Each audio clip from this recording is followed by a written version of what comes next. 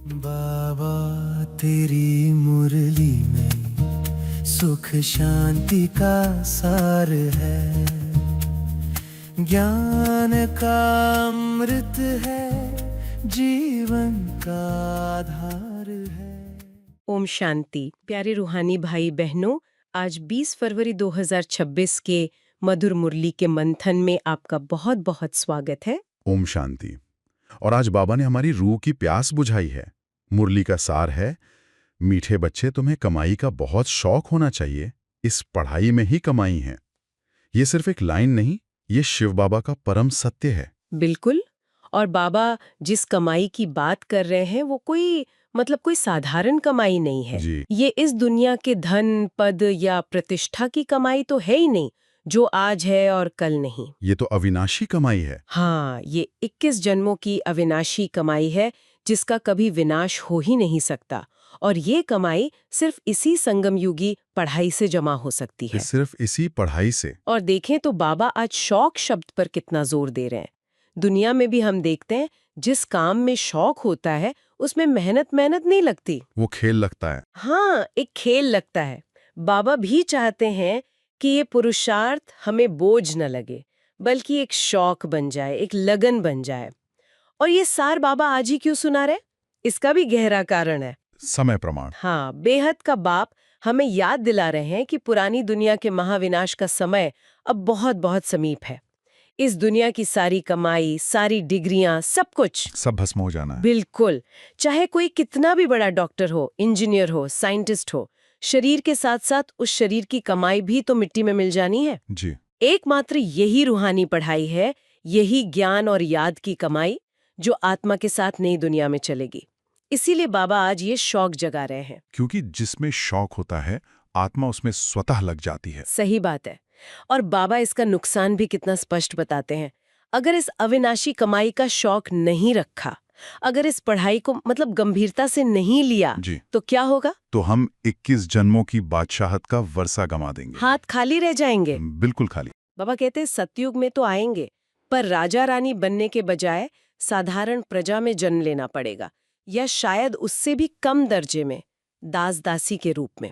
ये आत्मा के लिए सबसे बड़ी हानि है। सबसे बड़ी हानि। जो आत्मा मालिक बनने आई है, उसके लिए इससे बड़ी हानि और कोई हो ही नहीं सकती।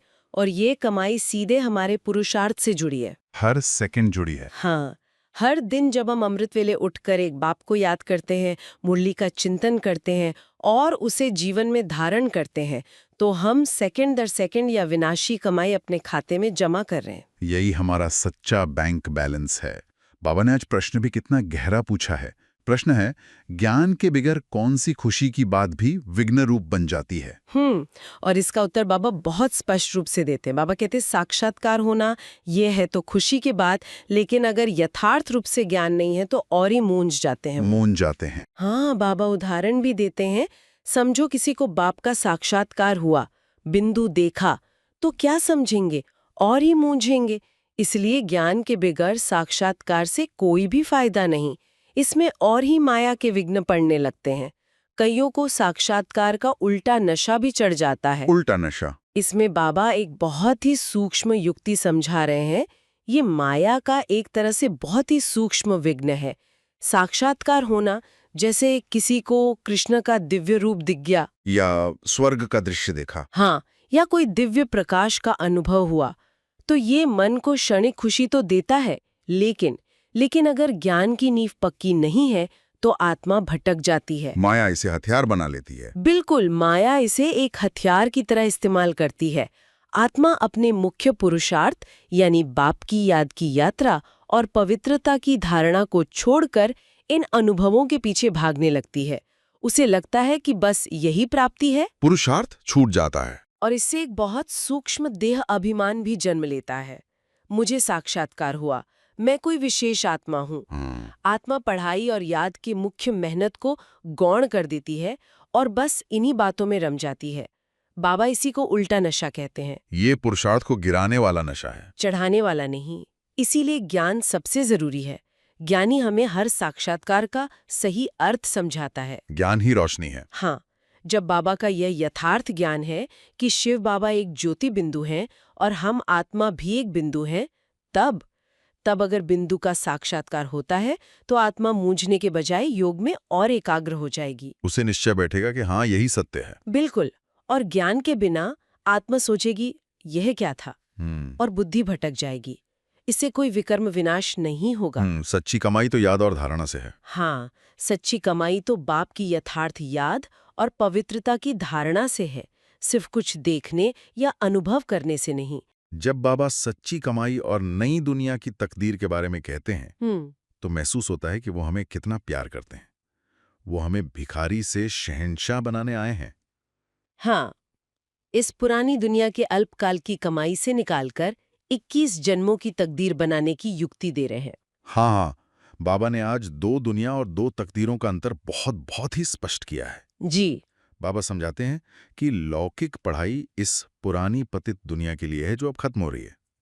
कोई डॉक्टर बनता है, कोई इंजीनियर बनता है, तो वो इसी एक जन्म के लिए है। इस मृत्यु लोक के लिए। हाँ, इस मृत्यु लोक के लिए। वो तकदीर तो शरीर के साथ ही चिता पर जलकर खत्म हो जाएगी। लेकिन बाबा की ये पढ़ाई नई दुनिया अमर लोक के लिए है। सही। ये हमें मनुष्य से देवता बनाती है। एक तकदीर मिट्टी में मिल जाएगी, दूसरी तकदीर 21 जन्म साथ चलेगी। बाबा हमें इस बेहद के सत्य को अपनी बुद्धि में अच्छी तरह धारण करने को कहते हैं। ताकि ममत्व मिट जाए। हाँ, ताकि हमारा ममत्व इस पुरानी दुनिया और पुरानी तकदीर से पूरी तरह मिट जाए। और फिर बाबा अपने तीनों स्वरूपों का भी सत्य परिचय देते हैं। दुनिया में देखें तो बाप से जायदाद का वर्षा मिलता है, टीचर से पढ़ाई का, और गुरु से शांति या मुक्ति की आशा रखते हैं। पर कोई भी गुरु अपने अनुयायियों को साथ लेकर वापस घर नहीं जाता। वो सिर्फ रास्ता बताते हैं। साथ लेकर कोई नहीं जाता। कोई नहीं। एकमात्र बेहद के बाप शिव बाबा ही है जो बाप, टीचर और सद्गुरु तीनों रूप में हमारा साथ निभाते हैं। तीनों ही वो एक हैं। हाँ, बाप बनकर हमें स्वर्ग की बादशाही का वर्षा देते हैं, टीचर बनकर हमें सृष्टि के आदि मध्य अंत का ज्ञान पढ़ाकर त्रिकालदर्शी बनाते हैं, और सद्गुरु बनकर हम सब आत्माओं को वापस ले जाते हैं। हाँ, हम सब आत्माओं को वापस शांति धाम और सुख धाम ले जाते हैं। बाबा प्रतिज्ञा करते हैं, मैं तुम सब आत्माओं को मच्छरों सदृश वापस ले जाऊंगा। ये प्रतिज्ञा कोई लौकिक गुरु नहीं कर सकता। कभी नहीं कर सकता है, क्योंकि वापस ले जाने का रास्ता सिर्फ एक बेहद के बाप के पास ही है। और सबसे महत्वपूर्ण बात, बाबा ने अपना यथार्थ परिचय दिया है, जिससे भक्ति मार्ग के सारे भ्रम वो टूट जाते हैं। बिल्कुल। बाबा समझाते हैं कि शिव का जो बड़ा रूप मतलब शिवलिंग बनाकर पूजा जाता है, वो सिर्फ पूजा की सहूलियत के लिए है। वास्तव में परमात्मा का स्वरूप उतना बड़ा नहीं है। नहीं। बाबा कहते हैं, भ्रुकुटी के बीच चमकता है अजब सितारा। आत्मा भी एक अति सूक्ष्म ज्योति बिंदु है, और परमात्मा भी ज्ञान के सागर, शांति के सागर, प्रेम के सागर होते हुए भी रूप में अति सूक्ष्म ज्योति बिंदु है। हाँ। और इस यथार्थ परिचय के बिना योग लग ही नहीं सकता। लग ही नहीं सकता। जब तक आत्मा खुद को दे न समझकर ज्योति बिंदु आत्मा समझे और परमात्मा को भी उनके यथार्थ बिंदु स्वरूप में याद करे, तभी बुद्धि योग एक जगह टिक सकता है। और विकर्म विनाश हो सकते हैं। हाँ, तभी हमारे जन्म जन्मांतर के विकर्म विनाश हो सकते हैं। बड़े बड़े रूपों का ध्यान करना तो भक्ति है, ज्ञान नहीं। भक्ति में प्राप्ति अल्पकाल की है, और ज्ञान से प्राप्ति 21 जन्मों की है। अंत में बाबा ड्रामा और माया की यथार्थ समझ भी देते हैं। बाबा कहते हैं, हाय ड्रामा, हाय माया।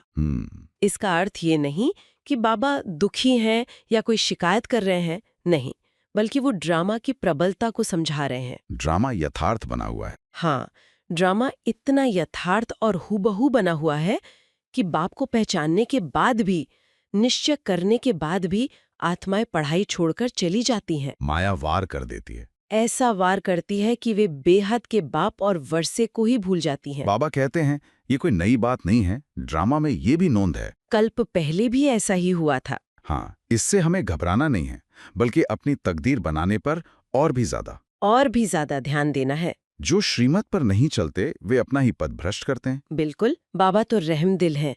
वे हर बच्ची को श्रेष्ठ मत देते हैं, रास्ता बताते हैं, पर चलना तो हर आत्मा को खुद है। जो कायदे के विरुद्ध चलते हैं, वे अंत में सजाएं खाकर अपना हिसाब किताब चुकतू करते हैं और अपना ऊंच पद गवा देते हैं। मीठे मीठे सीखिलधे बच्चों प्रति माता पिता बाप दादा का याद प्यार और गुड मॉर्निंग। रूहानी बाप की रूहानी बच्चों को नमस्ते। दिल भर आया बाबा है।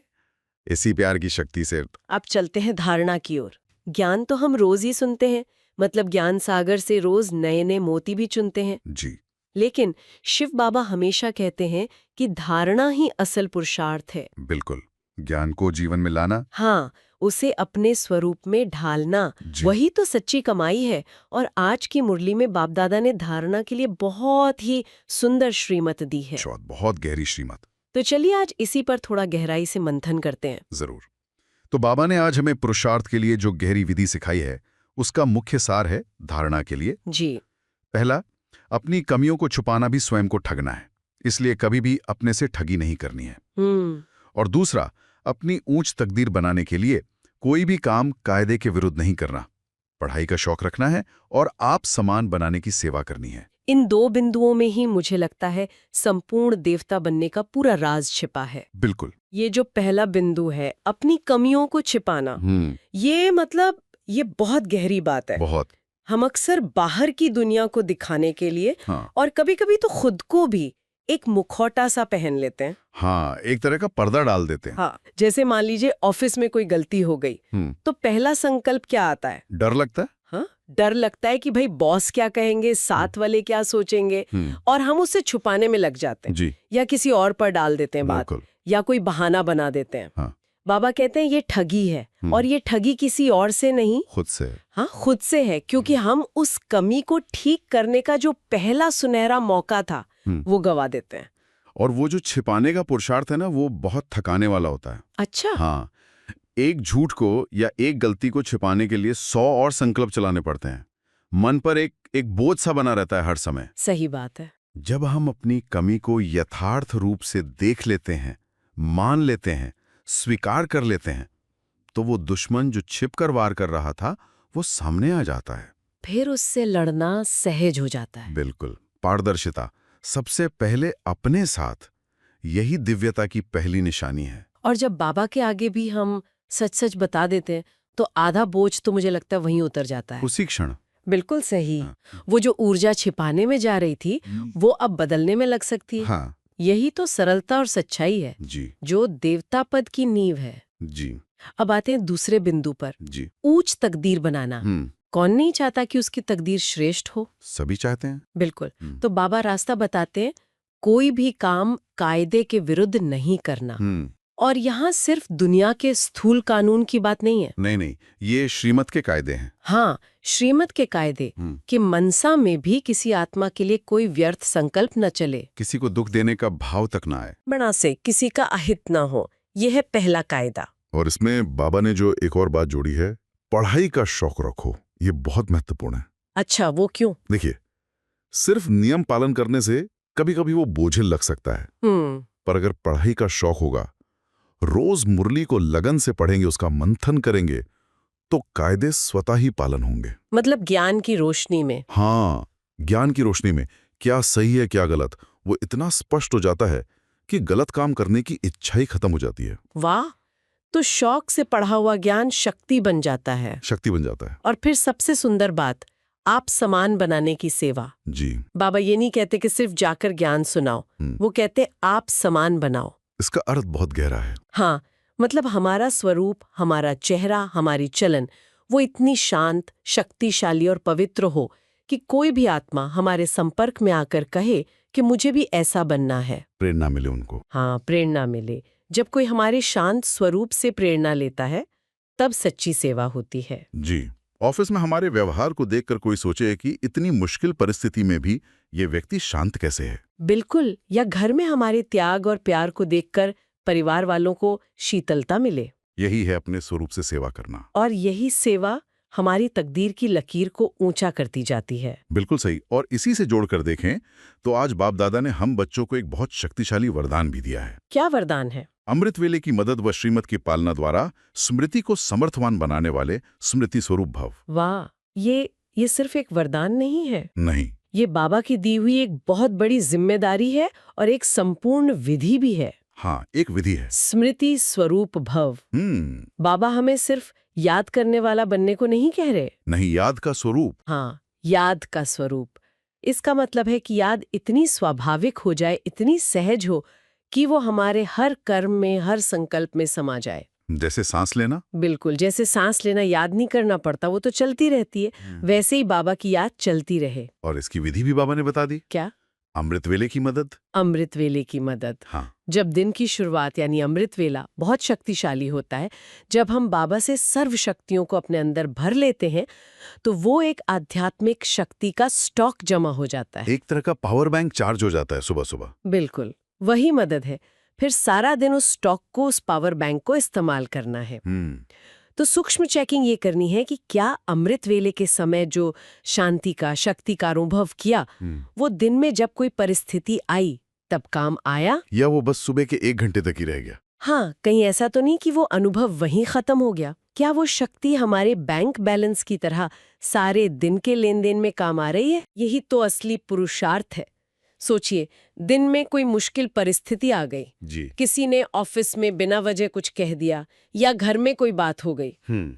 अगर अमृत वेला शक्तिशाली था, जी। तो उस समय मेहनत नहीं करनी पड़ेगी। नहीं। स्वतः स्मृति आएगी, मैं शांत स्वरूप आत्मा हूँ, मैं मास्टर सर्वशक्तिमान हूँ। यह भी ड्रामा का एक सीन है। और ये स्मृति एक अदृश्य कवच का काम करेगी। हाँ बिल्कुल, सामने वाले के शब्द जो तीर की तरह है वो चुभेंगे नहीं, वो फूल बनकर गिर जाएंगे। वाह, यही है अमृत वेले की मदद को स्वीकार करना और श्रीमत की पालना करना। जी। जब स्मृति समर्थ है तो निर्णय भी सही होंगे, संबंध भी मधुर होंगे और कर्म भी श्रेष्ठ होंगे। और जब सब कुछ सही होगा तो प्राप्तियां तो स्वतः ही होंगी। मेहनत खत्म। मेहनत खत्म। और आज का स्लोगन भी इसी से जुड़ा हुआ है। क्या है स्लोगन? याद और निस्वार्थ सेवा द्वारा मायाजीत बनने वाले ही सदा विजयी हैं।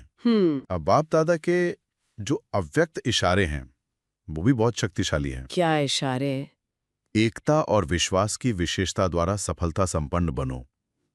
संगठित रूप में आप ब्राह्मण बच्चों की आपस के संपर्क की भाषा अव्यक्त भाव की होनी चाहिए, जैसे फरिश्ते अथवा आत्माएं आत्माओं से बोल रही हैं।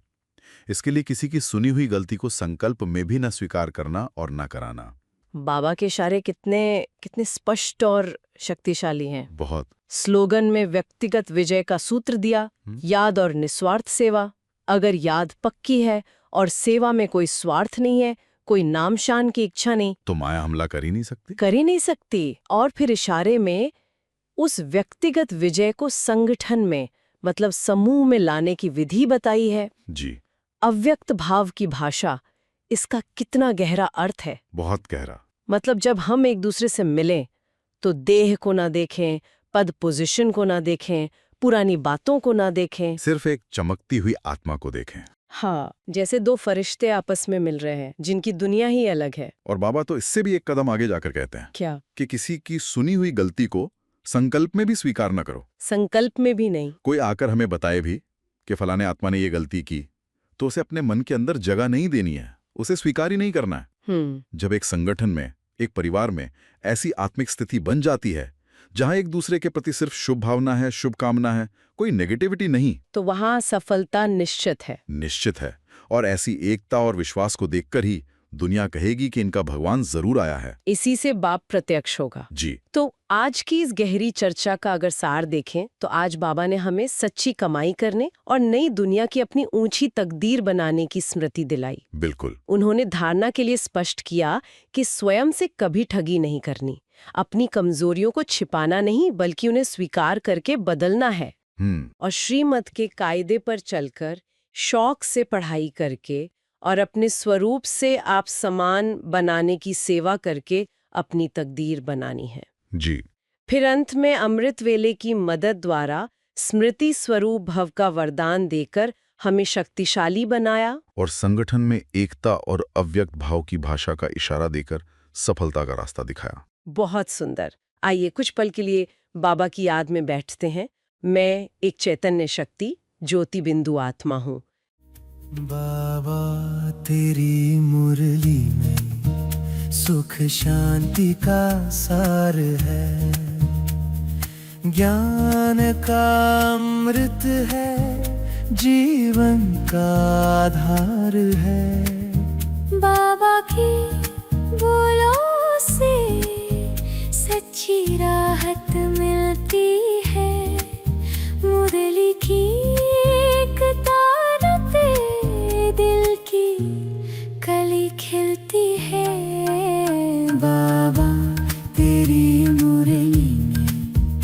सुख शांति का सार